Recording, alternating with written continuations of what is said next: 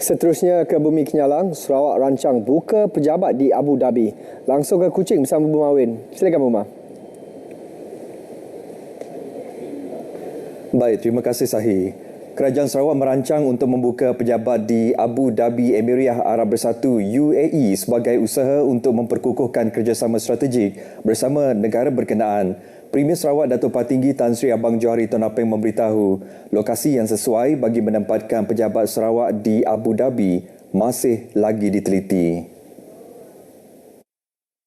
Menurut Datuk Petinggi Abang Johari, jika perkara itu direalisasikan kelak, pejabat tersebut akan diuruskan oleh pihak Petroleum Sarawak Berhad Petros dan Sarawak Energy Berhad SEB. Rancangan penempatan pejabat itu juga bertujuan mengukuhkan kerjasama dengan negara-negara di kawasan Timur Tengah dan ASEAN yang lain serta berkongsi teknologi dengan pihak Abu Dhabi. Abu Dhabi ada mempunyai pusat data dijanakan oleh tenaga diperbaharui melalui solar dan dikongsi bersama pihak pelabur.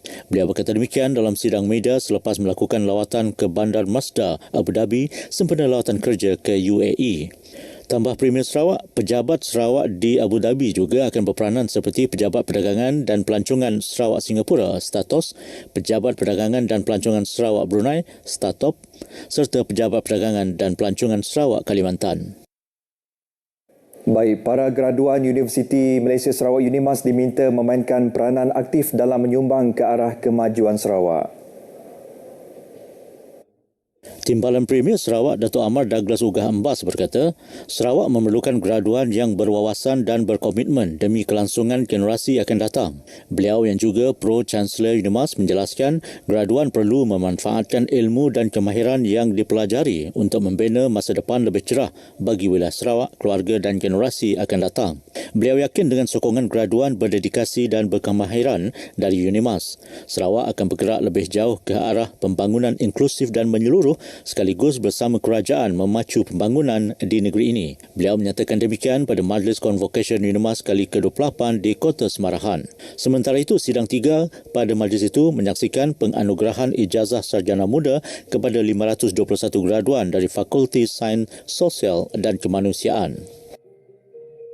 Kerajaan Sarawak berusaha mempelbagaikan hasil pertanian di negeri ini menerusi pembangunan tanaman kopi. Menteri Industri Makanan, Komoditi dan Pembangunan Wilayah Sarawak, Datuk Seri Dr. Stephen Rundi Uttom memberitahu ini merupakan sebahagian daripada usaha kementeriannya untuk menaik taraf kehidupan petani di negeri ini.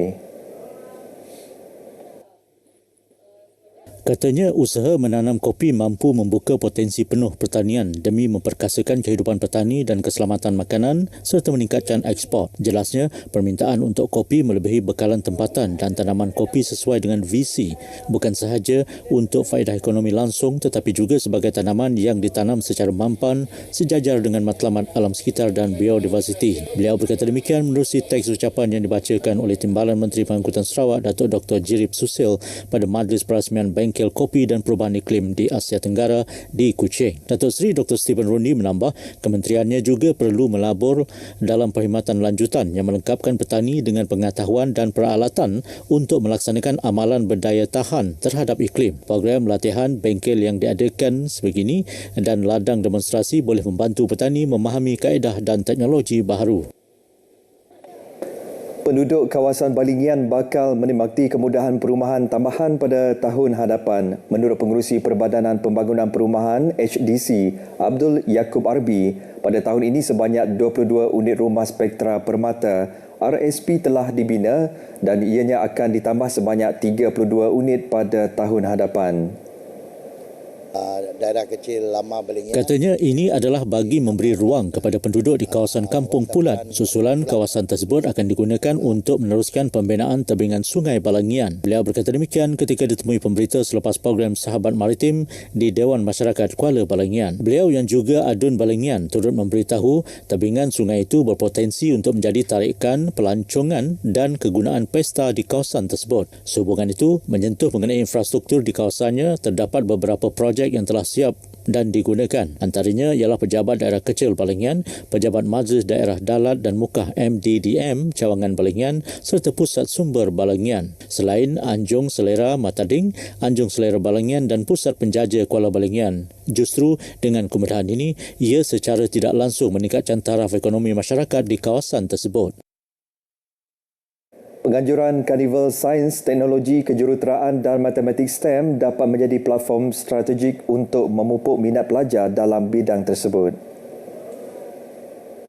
Timbalan Menteri di Jabatan Premier Sarawak, Undang-Undang dan Adat Bumiputera, Datuk Jefferson Jamil Unyat, memberitahu karnival seumpamanya merupakan salah satu langkah yang sistematik dan holistik dalam menarik perhatian pelajar terutamanya di kawasan luar bandar. Katanya, kepentingan pendedahan awal kepada bidang STEM untuk mempersiapkan pelajar dalam menghadapi cabaran masa depan serta meningkatkan akses kepada pendidikan berkualiti untuk setiap lapisan masyarakat.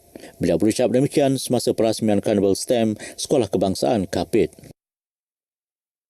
Saudara, 6 pelajar Sekolah Menengah Kebangsaan Lake Baut terselamat selepas van yang dinaiki mereka dalam perjalanan ke sekolah terbabit dalam Kemalangan Kediri di Jalan Kampung Pangkalan Tebang Baut pagi tadi. Menurut laporan Pusat Gerakan Operasi Bomber Sarawak, van tersebut telah tergelincir kecurun di tepi jalan dan terbalik. Selain 6 pelajar berkenaan yang terdiri daripada 3 lelaki dan 3 perempuan, pemandu lelaki berusia 52 tahun juga terselamat dalam kejadian itu. PGO menerima panggilan kecemasan pada pukul 7.51 pagi dan menggegaskan 7 anggota dari Balai Bomber dan Penyelamat Bau ke lokasi kejadian. Kesemua pelajar dan pemandu berjaya keluar dari van berkenaan dengan bantuan orang awam dan telah dibawa ke Hospital Bau serta Klinik Kesihatan Krokong untuk pemeriksaan. Baik saudara, perkongsian itu tadi mengakhiri berita dari Sarawak. Dari sungai ke segara, Palestin pasti merdeka. Kita kembali bersama Sahi untuk perkembangan berita selanjutnya. Sahi, silakan. Baik, Bumar, terima kasih.